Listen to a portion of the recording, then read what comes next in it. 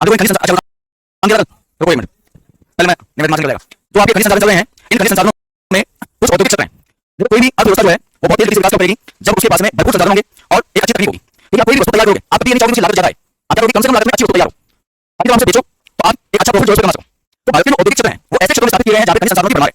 अब हर चीज मैं बता कि कुछ विषय ऐसे होते हैं जो एक दूसरे से अंतर संबंधित होते हैं। जैसे अगर भूगोल है तो भूगोल से अंतर संबंधित होगी अर्थव्यवस्था, अर्थव्यवस्था से अंतर संबंधित समाज व्यवस्था, इन तीनों से अंतर संबंधित राज्य व्यवस्था। अलग नहीं, अलग पढ़ते हैं लेकिन इनका संबंध जरूर है वो एक दूसरे से पाया जाता है। जैसे अगर हम औद्योगिक क्षेत्र की बात करें, औद्योगिक क्षेत्र की बात करें तो औद्योगिक क्षेत्र कहते किसको है, तो हम कहेंगे ऐसा क्षेत्र जो उद्योगों के विकास के अनुकूल हो, तो हम एक औद्योगिक क्षेत्र विकसित करते हैं। जैसे आपने आसपास के एरिया में जैसे सीतापुर हो गया, जगतपुर हो गया, वीटीआई हो गया, है ना, ये औद्योगिक क्षेत्र है, शाहपुर हो गया। अब औद्योगिक क्षेत्र तो आपको के अंदर कई प्रकार की फैक्ट्रियां होंगी। अगर फर्नीचर करते हैं तो आसपास आप फर्नीचर करते हैं, कपड़े करते हैं आसपास कपड़े करते हैं, कारण कि मान लो कि अगर हम दीवार के अंदर स्पिनिंग मशीन लगाते हैं, कटाई लगाते हैं, अब हम कपड़े बनाने की फैक्ट्री लगाते हैं, दीवार से फिर हम कपड़ों की जो ब्रांडिंग जो टैग होता है उसकी फैक्ट्री लगाते हैं, अलग फिर एक्स्ट्रा पैकिंग हो रहा है उसकी फैक्ट्री लगाते हैं। पहले कटाई होगी, फिर बनेगा, फिर टैग होगा, फिर टैग होगा, कितनी लागत आएगी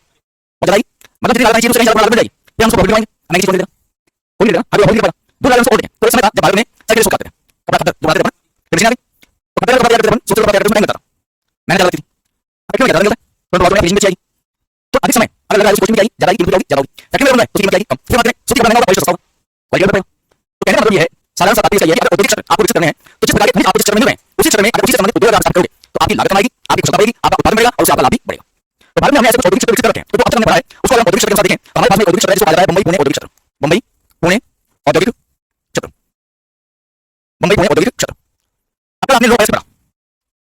तो आपने पढ़ा महाराष्ट्र में जो आपकी सह्याद्री वाला क्षेत्र है वहां पे महाराष्ट्र और कर्नाटक के पास में कुद्रेमुख और बाबाबुदुन की पहाड़ियां। हमने कल क्षेत्र देखा था बॉम्बे हाई जो तेल उत्पादक क्षेत्र है। जब आप मृदा बोलोगे तो मृदा में आएगी काली मृदा, रिंगुन मृदा या स्वतः ज्योति मृदा। अब काली मिट्टी से उत्पादन हो रही है कपास को, इसलिए लाभदायक है कपास के लिए। काली मिट्टी से ज्यादा पाई जाती है महाराष्ट्र में, कपास की होगा। तो सिंपल सी बात है कि अगर ये मुंबई पुणे औद्योगिक क्षेत्र स्थापित हुआ है तो ये मुंबई पुणे औद्योगिक क्षेत्र का मूल आधार कौन से व्यवसाय है, तो इस औद्योगिक क्षेत्र में लौह अयस्क उद्योग होगा, लौह अयस्क उद्योग, इस क्षेत्र में पेट्रो रसायन उद्योग होगा, पेट्रो रसायन उद्योग, इस क्षेत्र में सूती वस्त्र मिलेगी, सूती वस्त्र उद्योग। अरे तीनों के पीछे मूल क्षेत्र होगा क्योंकि लौह अयस्क है, लौह अयस्क क्षेत्र। इस क्षेत्र में आपको बॉम्बे हाई जैसा पेट्रोल उत्पादक क्षेत्र मिलेगा और इस क्षेत्र में आपको काली मिट्टी जो किसका उत्पादन में सहायक है, कपास उत्पादन, कपास उत्पादन। दूसरा मुंबई पुणे पश्चिमी तट क्षेत्र और पश्चिमी तट क्षेत्र अगर हम देखें तो हमारे पास में वहां पे बहुत सारे बंदरगाह जैसे भारत का सबसे बड़ा बंदरगाह दीनदयाल उपाध्याय बंदरगाह, फिर भारत का सबसे बड़ा बंदरगाह पंडित जवाहरलाल नेहरू पोर्ट मुंबई, उसके बोझ को कम करने के लिए हमने एक और बंदरगाह जिसके नाम सेवा वो हमें मंगुआ कर्नाटक में मंगलूर बंदरगाह है। अगर हमको यूरोप के साथ व्यापार करना है और भारतीय सूती वस्त्र की सबसे ज्यादा मांग होती है यूरोप में, तो यूरोप से व्यापार करोगे तो आपको जाना पड़ेगा सुएज नहर के माध्यम से। सुएज नहर जो भूमध्य सागर और लाल सागर होती है, अब सुएज नहर का 1969 में अंतरराष्ट्रीयकरण किया गया, उसे व्यापार के लिए खोला गया। तो आगे एक तो हजारों किलोमीटर की यात्रा बचाई। अगर पश्चिमी तट मुंबई से यूरोप जाना होता था तो पहले हम पूरे अफ्रीका काट जाते थे, अफ्रीका का केप पूरा है उस काट जाते थे, हजारों किलोमीटर समय कई चीजें होती थी। लेकिन अब हम क्या करें, अब हम सेंट्रल एशिया और अफ्रीका इन दोनों के बीच जा रहे हैं। तो एक तो समझ गया इंडियन में क्या हजारों किलोमीटर यात्रा वो जो सामान बेचा है वो ज्यादा समय तक खराब होने से होगा, तो हमने समय बचाया और बहुत सारी जलवायु की विविधता भी मौसम की लगातार हुआ था, कर लिया कम कर लिया। तो ये तो औद्योगिक क्षेत्र है, इसके विकास के लिए जो उत्तरदायी तत्व है इसके विकास में महत्वपूर्ण योगदान देने वाला कौन सा है, वो कार्य 1969 में सुएज नहर का खुलना, सुएज नहर का व्यापार हेतु अंतरराष्ट्रीय उपयोग। क्योंकि कोई भी उद्योग आप लगाओगे तो उसमें चाहिए कि आपको भारी मशीनरी, भारी मशीनरी या तो बनाओ अगर आपके पास तकनीक और तकनीक नहीं है आप भारी मशीनरी करोगे बाहर से मंगाओगे, तो जब बाहर से मंगाओगे भारी मशीनरी तो हमारे पास माध्यम क्या होगा परिवहन का, जल परिवहन। क्योंकि जल परिवहन ही ऐसा परिवहन है जो एक तो लागत कम लगता है और अधिक से अधिक भारी से भारी जो मशीनरी है उसको एक स्थान से दूसरे स्थान पर लाने के लिए सहयोग प्रदान करता है। हवाई जहाज लगता है लेकिन हवाई जहाज बहुत भारी मशीनरी को जो एक स्थान से दूसरे स्थान पर ले जा सकता, लागत बहुत ज्यादा नहीं है। आप छोटे छोटे चीज भी अगर आप हवाई मार्ग से मंगा रहे हो तो जितनी चीज नहीं है उसका भी सामान लग जाता है। इसलिए हम जो भी पेट्रोल डीजल भारी मशीनरी या भाई तादाद में कच्चा माल वगैरह मंगाते हैं वो किससे मंगाएंगे, जल मार्ग से। क्या कारण था 16वीं शताब्दी में ब्रिटेन में क्रांति हुई, उनके पास में जहाज पेड़ थे, जल परिवहन में वो दक्ष थे, समुद्री मार्गों का अधिकार था, वो कच्चा माल भारत से लेके जाते ब्रिटेन में तैयार करते और वापस सारे तैयार माल को भारत में खपाते थे, लाभ कमाते। तो भारत को कच्चे माल मात्र साधन था, कच्चा माल मिल रहा है और बस वो तैयार कर रहा है बाजार को प्रोग्रेस कर रहा है, खपा दिया यहाँ पे। ये जो आपका औद्योगिक क्षेत्र है इसके विकसित होने के पीछे अगर मूल कारण कोई सा है तो वो क्या है, सुएज नहर का योगदान। अगर सुएज नहर नहीं होती तो शायद औद्योगिक क्षेत्र का विकसित नहीं होता जितना कि आज है। पेट्रोल रसायन उद्योग, पेट्रोल रसायन उद्योग की बात करें तो जब हम डीजल पेट्रोल निकालते हैं तो क्रूड के ऊपर निकलता है, उसका तैयार होता है, फिर हम उसका परिशोधन करते हैं, फिर उसके बाद में शुद्ध प्राप्त करते हैं। लेकिन वो वेस्टेज होता है, वो वेस्टेज भी काम का है। पेट्रोल जो निकालेंगे उसके बाद में ऑक्सीजन होता है, ऑक्सीजन भी काम का है, उसे निकालते हैं ग्लिसरॉल और ग्लिसरॉल होता है उसका आप उपयोग लेते हो, साबुन बनाने में लोगे, बहुत बड़ी सामान में लोगे, बस मशीन को चलाने के लिए ग्रीस होता है, जो एक जेल टाइप होगा उसका निर्माण करोगे और भी बहुत सारी चीजें जो आप बनाओगे। अब ये आपने रेसिन है, रेसिन का आप उसको लिखा होता है रेसिन के ऊपर पेट्रोल जेली, क्या है वो जेली है, साबुन है, आप क्या है कि उसको पेट्रोल जेली का उपयोग किया जाता है। जितने भी फाउंडेशन ने लिखित पत्रिका सब है ये सब चीजें बनते हैं, इससे वो सॉफ्ट होते हैं, चिकने होते हैं वो। तो कई प्रकार के उद्योग जो है उनके लिए कच्चा माल जो है वो यहाँ पे प्रोवाइड होता है। फिर अब चूंकि ये बंदरगाह है और बंदरगाह जितना गहरा होगा जितना प्राकृतिक होगा तो वहाँ पे जहाज निर्माण का काम भी होगा। तो इस क्षेत्र में आप देखोगे लोहे की आपके पास उपस्थिति है, मशीनरी आपके पास में है, तकनीक आपके पास में है, तो अन्य कौन कौन से उद्योग विकसित होंगे, यहाँ पे जहाज रानी उद्योग विकसित होगा, यहाँ पे इंजीनियरिंग उद्योग विकसित होगा, यहाँ पे भारी मशीनरी उद्योग विकसित होगा। अभी उद्योगों को ऐसे सामान जो अगर आप इस तरह से भेजोगे तो आपको पैकिंग के लिए सामान चाहिए और पैकिंग में सबसे ज्यादा उपयोग करते हैं प्लास्टिक और फाइबर की उपस्थिति, फाइबर के उद्योग, फाइबर उद्योग।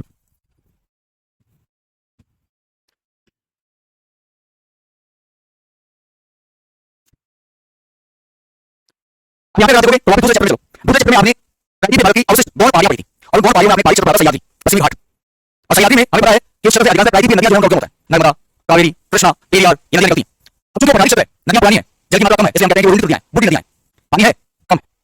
बहाव कम है, तो हम क्या करते हैं, हम उसको बांध बना के उसको एकत्रित करके टरबाइन के माध्यम से हम उसे जल विद्युत उत्पन्न करते हैं। हम जल विद्युत कैसे उत्पन्न पहाड़ी क्षेत्र है तो पहाड़ी क्षेत्र जल सीधा देगा, पहाड़ी क्षेत्र होता है पहाड़ क्या होता है एकदम सीधा खड़ा, उससे जल गिरेगा सीधा नीचे गिरेगा, तो जब तेज गति से हम रोके जल को नीचे डालेंगे उसमें ऊर्जा होगी, एनर्जी होगी, और जो टरबाइन गिरेगा तो हम उसे विद्युत ऊर्जा करेंगे पैदा करेंगे। तो भारत की अधिकांश जल विद्युत परियोजनाएं वो भी आपको इस क्षेत्र में देखने को मिलेंगी, इस क्षेत्र में देखने को मिलेगी। क्योंकि परंपरागत संसाधनों को आप करने पड़ोगे, कोई करने पड़ोगे, बैकवर्ड करने पड़ोगे, खत्म होंगे, आज करोगे, लेकिन ये कौन सी जल विद्युत ऊर्जा है, रिन्यूएबल एनर्जी है, गैर परंपरागत स्रोत है, ये भी खत्म हो सकते हैं, पावर खत्म हो गया, सूर्य ताप खत्म हो गया, भूताप खत्म हो गया, जल विद्युत खत्म हो गया, नहीं होगा। तो यहाँ पे जल विद्युत उद्योग की कार्यरत है। क्योंकि पहाड़ी क्षेत्र भूमि जल नहीं सकती, बांध बनाना आसान होगा, तो नीचे बात होगा पथरीला, नीचे बात होगा पथरीला, अब पथरीला क्षेत्र में जल जो है अवशोषित बहुत ही कम होता है, लेकिन वही हम बांध बनाए में तो पहले समझ लो, आज वो भूल गया गए काम से, जैसे लगानी है सेम समस्या हुई नहीं हुई, पता है आपने, लेकिन भूल गया होगा उससे क्या हुआ, जब भूमि में नीचे से एक मात्रा से आपको क्या फैलना शुरू कर देगा साइड में, तो कहते हैं सेम की समस्या भूमि कैसी है, लवणीय। अब पहाड़ी भूमि है, पहाड़ी भूमि निर्माण जल की अभिक्रियाओं से हुआ है, तो सीधी बात है खनिज संसाधन मिलेंगे संपन्न होंगे, तो विभिन्न प्रकार के आपको धात्विक अधात्विक प्रकार के खनिज मिलेंगे। तो इस क्षेत्र की विकास में अन्य योगदान अन्य लाभांश दिखाई देता है धात्विक व अधात्विक खनिजों की उपलब्धता, खनिजों की उपलब्धता, धात्विक और अधात्विक खनिजों की उपलब्धता। अब इतनी सारी चीजें हैं तो सीधी बात है इस क्षेत्र की तकनीक क्या होगी, उन्नत होगी। जब तकनीक उन्नत होगी तो आप नाभिकीय ऊर्जा तो संयंत्र है उनको संचालित करने में सक्षम होंगे। तो तारापुर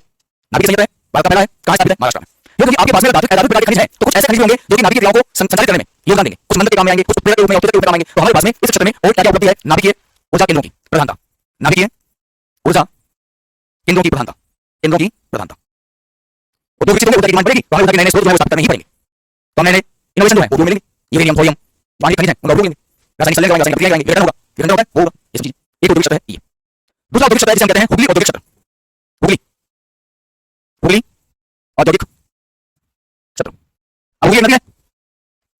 और गंगा की प्रवेश पश्चिम बंगाल में होती है, तो गंगा से गुजरी निकलती है, एक अलग साधन निकलती है जिसको कहते हैं हुगली, और हुगली के किनारे बराबर करता। और इसी हुगली नदी प्रवाह क्षेत्र में एक बंदरगाह है जिसको कहते हैं डायमंड हार्बर, एक बंदरगाह क्षेत्र जिसको कहते हैं भोज। तो कलकत्ता के विकास के पीछे जो योगदान है वो योगदान उसकी भौगोलिक स्थिति, क्योंकि आज जो हम देख रहे हैं उसको अगर हम पीछे चल के देखें तो पश्चिम बंगाल का ही एक हिस्सा बांग्लादेश, उड़ीसा, इधर आप देखो असम, इधर आप देखते हो झारखंड, यहाँ आप देखो बिहार, बिहार आज है, लेकिन समय सारा की पूरा पूरा बंगाल अंग्रेज दबाए, अंग्रेज यहाँ टिक गए, उन्होंने अर्थव्यवस्था कब्जा किया। तो भारत का जितना रेवेन्यू था उस रेवेन्यू को 40% ये खाली। अब इसके बाद में रूपी होगी उसी चलेगी, रूपी के पास में अर्थव्यवस्था कब्जा करता, हमें राजस्व एकत्रित करना है, कच्चा माल लेना है, इसी क्षेत्र में आप देखोगे तो भारत का खनिज संपन्न क्षेत्र छोटा नागपुर का बढ़ाया नहीं है। अब लगाओ जो भी अर्थव्यवस्था करिए, अर्थव्यवस्था करिए, मतलब आपका केंद्र हो गया इसने सत्ता का, दिल्ली और कलकत्ता आ गया बंगाल, सत्ता बताओ लेकिन 1911 आपका केंद्र कहाँ है बंगाल में, मतलब यहाँ से कच्चा माल सोखा और फैंस में लगे छोड़ दिया, सस्ती मजदूरी पे यहाँ पे काम लिया, तैयार किया, कुछ भी नहीं मशीन से काम हुआ, महंगे बेच दिया, चल दिया पड़ी दोनों काम। इसी क्षेत्र में रेल और सड़क विकसित की गई और उनको बंदरगाह तक, ताकि विभिन्न क्षेत्रों से कच्चा माल लाया जाए और बंदरगाह को छोड़ दिया जाए, फिर तैयार माल बंदरगाह पे आएगा और रेल और सड़क के माध्यम से भारत के अन्य भागों में भेज दिया जाएगा। हुगली औद्योगिक क्षेत्र समझ में आ गई पूरी? हाँ जी पक्की बात है, नहीं रेलगाड़ी जाए। देखो यह औद्योगिक क्षेत्र, यह औद्योगिक क्षेत्र उत्तर प्रदेश के बांसबेरिया, हाँ बांसबेरिया से बिरला नगर तक विस्तृत है, बिरला नगर तक विस्तृत है, विस्तृत है, विस्तृत है, जो कि लगभग 100 वर्ग किलोमीटर में फैला है, 100 वर्ग किलोमीटर में फैला है, 100 वर्ग किलोमीटर, 100 वर्ग किलोमीटर में फैला है। 1855 में रिसरा नामक स्थान पर प्रथम सूती वस्त्र मिल की स्थापना की गई, रिसरा पश्चिम बंगाल में मिल की स्थापना की गई, की गई। इस औद्योगिक क्षेत्र के विकास में छोटा नागपुर पठार, नागपुर पठार कोयला है और लौह है, और दोनों क्या है आधारभूत खनिज, कोयला ऊर्जा देगा और लौह आपको भारी मशीनरी या ढांचा बनाने में योगदान देगा, ढांचा बनाओगे ऊर्जा स्रोत के पास में, प्लस इसके अलावा अगर आप देखोगे असम, पश्चिम बंगाल के चाय बागान व जूट की उपलब्धता, जूट की उपलब्धता, चाय बागान और जूट की उपलब्धता, अब ये सारे संसाधन है, जूट मिल रहा है मतलब सूती वस्तुओं के लिए। अब जूट अगर आप देखोगे भारत में सबसे ज्यादा विकसित क्षेत्र है जूट उत्पादन के लिए, जब बांग्लादेश में हमारे पास हुआ करता था तो हम कितना अधिक जूट उत्पादन करेंगे, आज बांग्लादेश नंबर पे तो भारत नंबर पे होगा। हम यहाँ पे कपड़ों की नई छपाई के लिए हमारे क्या चाहिए, नील, तो इस क्षेत्र में नील की खेती, नील की कृषि, नील की खेती, बिहार चंपारण नीलांबर इनका प्रणाली फिक्स कर दिया था, इतना भाग आपको अपनी भूमि का नील उत्पादन में लगाना पड़ेगा, क्यों, क्योंकि वस्तु उद्योग विकसित करना है। तो इस क्षेत्र में आप देखोगे दामोदर नदी घाटी, भारत की पहली बहुत नदी योजना दामोदर छोटा नागपुर प्राचीन नदी, जल विद्युत साधन है, सिंचाई का साधन है, जल विद्युत उत्पादन का साधन है, बहुत उद्देश्य, अगर कोई नदी एक से अधिक वस्तु की पूर्ति करती है तो बहुत उद्देश्य, ये पेयजल की आपूर्ति कर रही है, जल परिवहन कर रही है, जल विद्युत उत्पादन कर रही है, तो बहुत उद्देश्य ना हो, ये सारी चीजें उपस्थित है, प्लस मजदूर के लिए चाय, चाहिए उठा लिया चाय लेके आए, आप चाय लेके लाल सबसे ज्यादा लेना है, भूख मारनी है चाय पी लो। प्लस चाय के बनाने में सर्वाधिक मजबूत होगा महिलाएं, पुरुष नहीं होगा, क्योंकि चाय के प्रति महिलाएं जो है वो थोड़ी सेंसिटिव होती हैं, ठीक है। और महिलाएं पहली बात तो दोनों के हाथ होते हैं तो आराम से बोलेंगी, पति आराम होती है। दूसरा अगर वो काम कर रही है तो साफ सफाई से संबंधित अच्छी संबंधित जहां भी कार्य होता है वो एक जगह करती है, पुरुष चल जाता है। अब अगर पति दुनिया नीचे से सुनते ऊपर सुनाएंगे, है ना, वो नहीं करेंगे ऐसा। इसलिए ज्यादातर आप देखना चाय बागानों के अंदर अगर आप देखोगे तो अधिकांश का मतलब लगभग जो चाय पीते सुनने वाली होंगी वो महिला वर्ग की होंगी। अब महिला वर्ग होगी मजदूरी क्या होगी, कम काम करेंगी ज्यादा। और सबसे बड़ी बात चिकनी नहीं है, ऐसे नहीं जाती है ना, आएंगे तो आएंगे घर वाला वो तो शाम लेकर इंतजार सो गया दूसरे दिन देखेंगे। तो कई प्रकार के अनुकूल स्थितियां दिखाई दे रही हैं। ये आपका औद्योगिक क्षेत्र कौन सा होगी। अब इस औद्योगिक क्षेत्र में आप देखोगे तो जैसे डायमंड हार्बर, बच कोलकाता बंदरगाह, हुगली बंदरगाह, चटगांव, आप बांग्लादेश में चला गया निवासी का चटगांव, कलकत्ता पश्चिम बंगाल में चटगांव, आदि मुख्य क्षेत्र, आदि मुख्य क्षेत्र, आदि मुख्य क्षेत्र जो व्यापारिक मार्ग के केंद्र थे, व्यापारिक मार्ग के केंद्र थे। इसके अलावा अगर आप देखोगे हिंदुस्तान मोटर्स लिमिटेड कहां पे, कौन नगर में, ओ नगर में। लोकोमोटिव इंजन कारखाना कहां, चित्तरंजन दास में। ये जगह का नाम है, कौन नगर और चित्तरंजन दास, कौन नगर और चित्तरंजन दास, पश्चिम बंगाल में चित्तरंजन दास, दोनों पश्चिम बंगाल में चित्तरंजन दास। बफरिंग हो रही है तो भैया डाटा प्लान रिचार्ज करो या नेटवर्क में आओ, गांव ढाणी में कहीं जाके जाओ, बफरिंग हो रही है नेट नहीं आ रहा है। हां अगर नहीं कई बार टावर नहीं होता है, ऊपर जाना पड़ेगा, नहीं आता बता लिया। फिर है भारत का सबसे प्रतिष्ठित और हम कहेंगे आजादी के बाद में सबसे तेज गति से विकास करने वाला औद्योगिक क्षेत्र जो है बेंगलुरु चेन्नई औद्योगिक क्षेत्र, बेंगलुरु चेन्नई औद्योगिक क्षेत्र, बेंगलुरु चेन्नई औद्योगिक क्षेत्र। हाँ तो हम कहेंगे कि स्वतंत्रता के बाद 1960 के दशक में सर्वाधिक तेज गति से विकास करने वाला औद्योगिक क्षेत्र, अब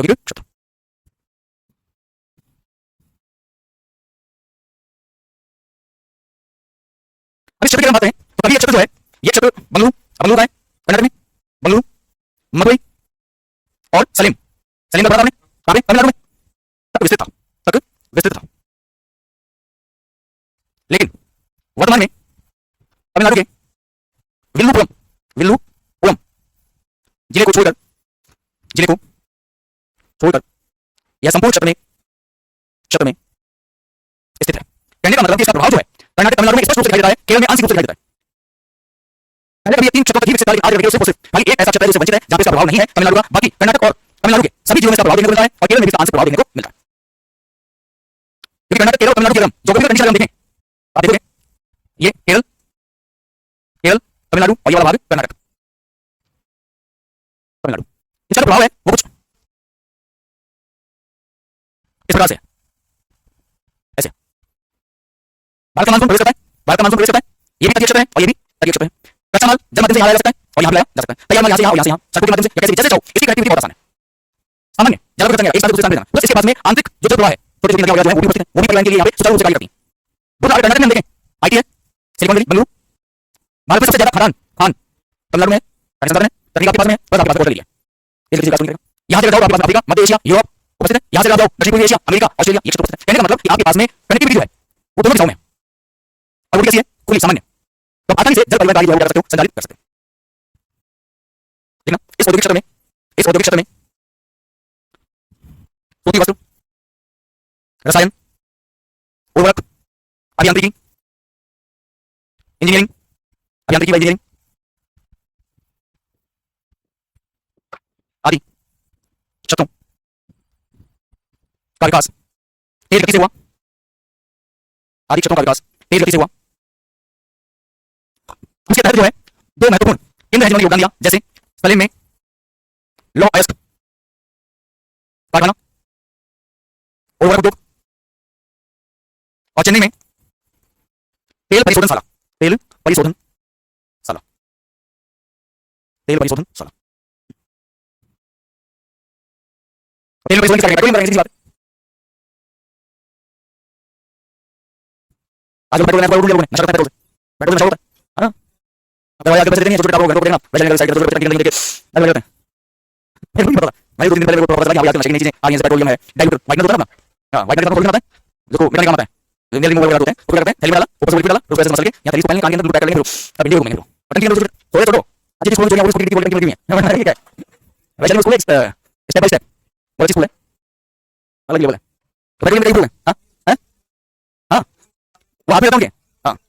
और मैं आगे बता रहा हूं साइड करते हैं लोग रिवाइज के टाइम में करते हैं वो फिर मुझे पता बैंक का नाम होता उसके अंदर साइड उसके अंदर पुलिस को लगा के ठेके के नाम पे पड़े रहते मैं सही ये यहां पे पंच करने वाला होगी सॉल्यूशन ब्रेक लगा के अब ये पुलिस मैं मतलब मैंने बताओगे ऑनलाइन ऑर्डर करके तो इससे आगे जाके दूर है इन चीजों के पूरा रखना नोट लगा के इसमें नोट लगा के यह औद्योगिक क्षेत्र वर्तमान में सर्वाधिक यह औद्योगिक क्षेत्र वर्तमान में सर्वाधिक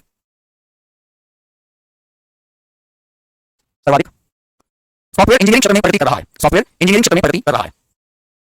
क्षेत्र में प्रगति कर रहा है। अगला है गुजरात औद्योगिक क्षेत्र, गुजरात औद्योगिक क्षेत्र। अभी गुजरात औद्योगिक क्षेत्र है ना, इसमें अहमदनगर, वडोदरा, सूरत, वलसाड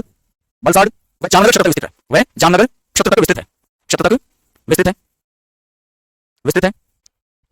आपको मुंबई औद्योगिक क्षेत्र महाराष्ट्र में कमाल होता है तो कुछ गुजरात में ले लो, ये 1960 में लगा है गुजरात महाराष्ट्र पहले देखिए मुंबई प्रेसिडेंसी एक होती थी महाराष्ट्र में महाराष्ट्र लगा अभी एक रही थी और मुंबई के अंदर सूची वस्तु मिले तभी और मुंबई को हम भारत का नया मैनचेस्टर कहते हैं और भारत का मैनचेस्टर हम कहते हैं अहमदाबाद को उसी की बात है कभी इस क्षेत्र में भी सूची वस्तु दो संबंध होगा तो 1960 में 1860 में यहाँ सर्वप्रथम सूती वस्त्र मिल की स्थापना की गई, सूती वस्त्र मिल की स्थापना की गई सूती वस्त्र मिल की स्थापना की गई और इतनी उद्योगी परिपक्वता के कारण मजबूत सोसाइटी पर इस उद्योगी परिपक्वता के कारण अहमदाबाद को भारत का मैनचेस्टर कहते हैं, भारत का मैनचेस्टर कहते हैं।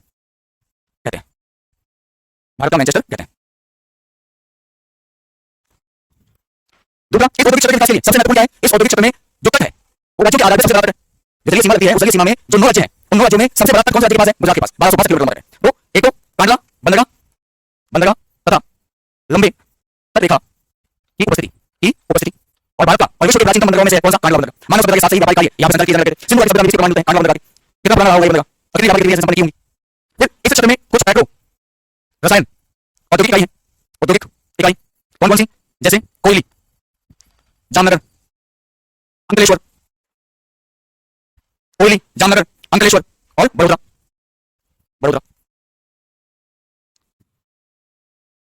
ये औद्योगिक इकाइयां किस क्षेत्र में है, जितने उद्योग या औद्योगिक क्षेत्र में पड़े तो कल हमें उद्योग देखे उन्हें अधिकांश है इन्हीं क्षेत्रों के इर्द गिर्द खनिज संसाधन करने पड़ते हैं पढ़ने प्रभाव है। अब बोलेंगे कौन निकला,